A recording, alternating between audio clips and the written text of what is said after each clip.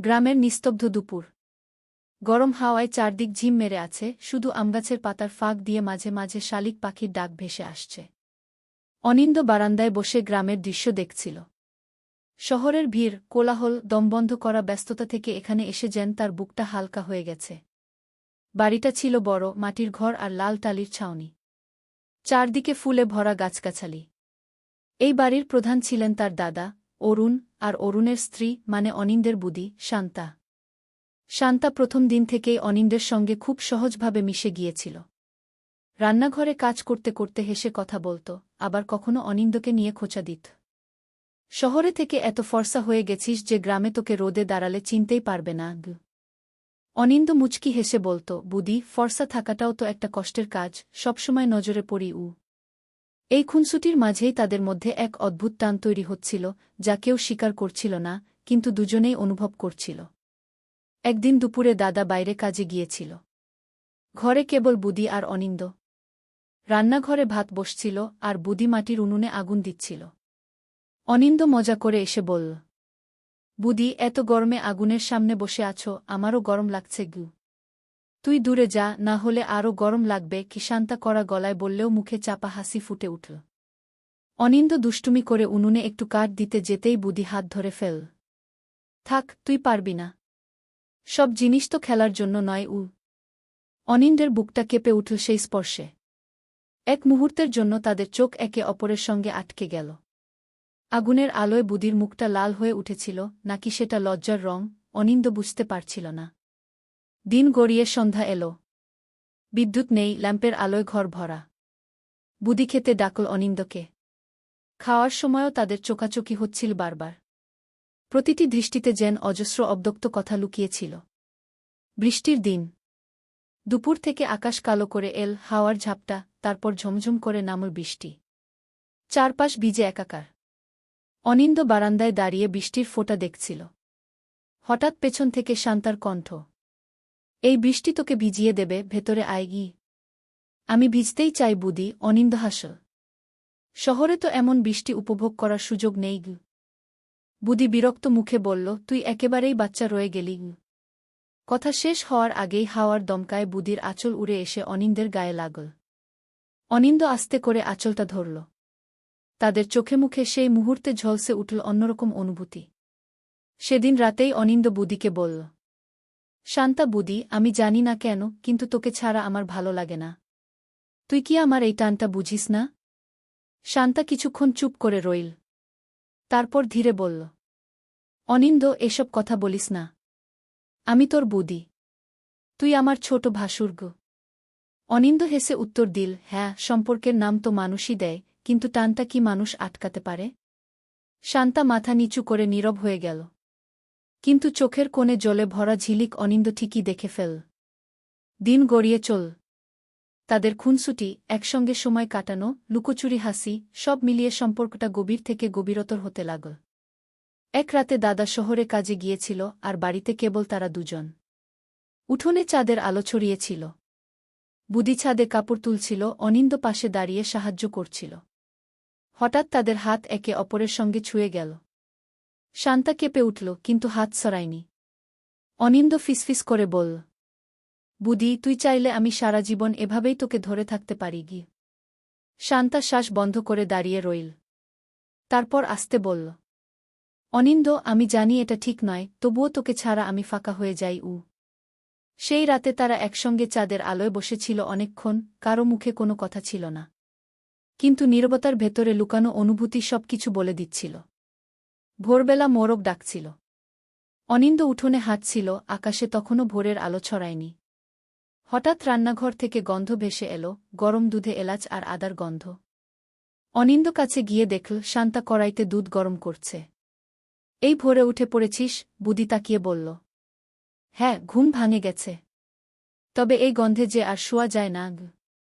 শান্তা মুচকি হেসে এক কাপ দুধ এগিয়ে দিল। অনিন্দ কাপটা হাতে নিতে গিয়ে ইচ্ছে করে বুদির আঙুল ছুঁয়ে দিল। শান্তা চমকে তাকাল, তারপর চোখ সরিয়ে বলল, অন্যায় করতে শিখেছিস খুব গু। অনিন্দ হেসে বলল, অন্যায় না বুদি। এটা আমার অভ্যাস হয়ে গেছে গু। দুজনেই কিছুক্ষণ চুপ করে দাঁড়িয়ে রইল।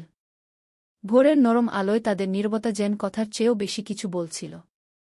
সেদিন দুপুরে বুদি উঠোনে শাড়ি শুকোচ্ছিল। হাওয়া দমকা বইছিল, শাড়ি বারবার উড়ে যাচ্ছিল। অনিন্দ দৌড়ে গিয়ে কোণে দাঁড়িয়ে কাপড় ধরে দিল।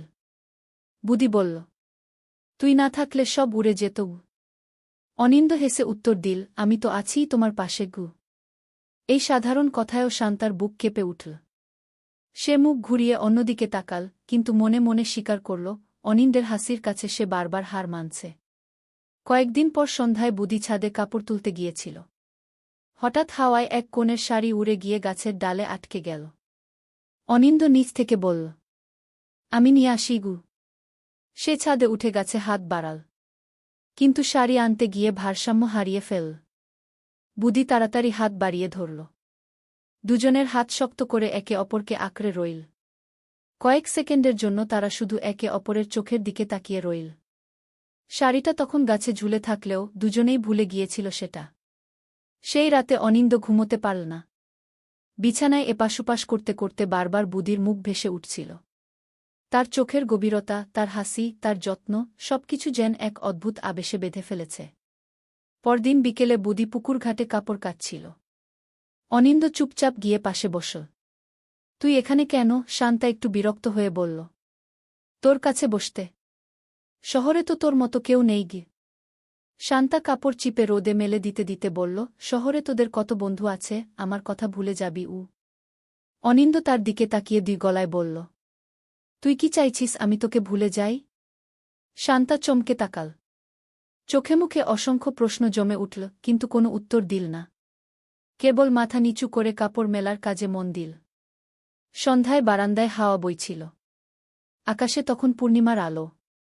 অনিন্দ হালকা গলায় গান গাইছিল। শান্তা এসে পাশে দাঁড়াল। কিছুক্ষণ নীরব থেকে বলল, তোর গলার মধ্যে যেন অন্যরকম টান আছে। শুনলে বুকটা কেঁপে ওঠে কি? অনিন্দ মুচকি হেসে জবাব দিল, টানটা শুধু গলায় নেই বুদি, এটা তোকে দেখলেই বেরিয়ে আসে গি। শান্তা কিছু বলতে চাইল, কিন্তু বলতে পারল না। শুধু চাঁদের আলোয় দাঁড়িয়ে দুজনের মধ্যে সেই নীরবতা যেন হাজারো অব্যক্ত কথার মতো বাঁচতে লাগল। দিনগুলো কেটে যাচ্ছিল দ্রুত। গ্রামের প্রতিটি সকাল, দুপুর আর সন্ধ্যা যেন নতুন করে বেঁধে দিচ্ছিল অনিন্দ আর শান্তাকে। তবে সেই টান যত গভীর হচ্ছিল, ততই ভেতরে ভেতরে শান্তার মনে ভয় ঢুকছিল। সমাজের চোখ, দাদার প্রতি দায়বদ্ধতা, সব মিলিয়ে তার বুকের ভেতর এক অদ্ভুত দ্বন্দ্ব চলছিল। একদিন দুপুরে অনিন্দ উঠোনে শুয়েছিল। বাতাসে কদম ফুলের গন্ধ ভেসে আসছিল। শান্তা এসে ধীরে ধীরে বলল, অনিন্দ, তুই তো আবার শহরে চলে যাবি। তখন আমায় ভুলে যাবি না তো? অনিন্দ উঠে বসল। তার চোখে জ্বলছিল দি আলো। বুদি, আমি শহরে থাকতে পারব, কিন্তু তোকে ছাড়া থাকতে পারব না। তুই চাইলে আমি প্রতিদিন ফিরে আসব, শুধু তোকে দেখার জন্য উ। শান্তার চোখে জল ভেসে উঠল। সে মাথা নিচু করে ফিসফিস করে বলল, আমি জানি না এটা কোথায় গিয়ে শেষ হবে। শুধু জানি তুই না থাকলে আমার মনে ফাঁকা লাগে গু। সন্ধ্যায় বৃষ্টি নামল। ঝমঝম করে চারদিক ভিজে গেল। সেই বৃষ্টির মধ্যে বারান্দায় দাঁড়িয়ে দুজনেই চুপচাপ তাকিয়ে রইল সামনে। হাওয়ার ঝাপটায় শান্তার আঁচল উড়ে এসে অনিন্দের গায়ে পড়ল। অনিন্দ আঁচলটা ধরল, আর সেই মুহূর্তে শান্তা চোখ তুলল। দুজনের চোখে চোখ পড়তেই সময় যেন থেমে গেল। অনিন্দ আস্তে বলল, বুদি, আমি তোকে ভালোবাসি। এটা কোনো দুষ্টুমি না, এটা আমার জীবনের সবচেয়ে সত্যি অনুভূতি গু। শান্তা শ্বাস আটকে গেল। অনেকক্ষণ চুপ থেকে সে আস্তে বলল, অনিন্দ, আমি জানি এটা বলা উচিত নয়, তবুও আমার মনে হচ্ছে আমি তোকে ছাড়া কিছুই না গু। বৃষ্টির শব্দে চারদিক ডুবে গেল, কিন্তু তাদের কথাগুলো যেন মনের ভেতরে গেঁথে গেল চিরদিনের জন্য। পরদিন সকালে দাদা শহরে ফিরে যাওয়ার জন্য অনিন্দকে ডাকল। শান্তা নির্বেশ সবকিছু গুছিয়ে দিল। চোখে জল, ঠোঁটে হাসি, আর মনে হাজারো অজানা ভয়। স্টেশনে যাওয়ার সময় অনিন্দ একবার শান্তার দিকে তাকাল। বুদি, আমি প্রতিশ্রুতি দিচ্ছি, তোকে কখনো ভুলব না। আবার ফিরে আসবু। শান্তা কাপা কণ্ঠে বলল, আমি অপেক্ষা করব, যতদিনই লাগুক। ট্রেন ধীরে ধীরে এগিয়ে গেল। ধোঁয়ার কুণ্ডলী আকাশে মিলিয়ে গেল, কিন্তু তাদের হৃদয়ে যে দুষ্টুমিষ্টি প্রেমের বন্ধন তৈরি হয়েছিল, সেটা সমাজের চোখে গোপন থাকলেও ভাঙার নয়। শান্তা বাড়ি ফিরে আস্তে করে আকাশের দিকে তাকাল। মনের ভেতরে শুধু একটাই কথা ঘুরছিল। অনিন্দ, তুই ফিরবি। আমি জানি গু।